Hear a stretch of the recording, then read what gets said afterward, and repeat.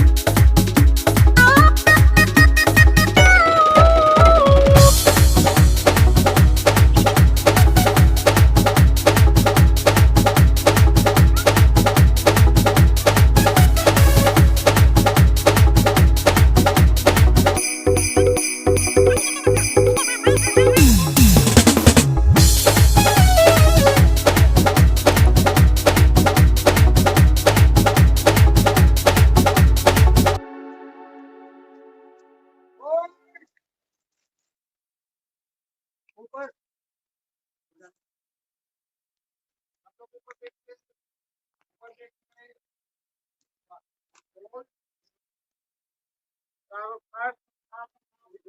इधर भी देख रहे हो, उधर सांप, नीचे सांप, दाएं सांप, बाएं सांप, नीचे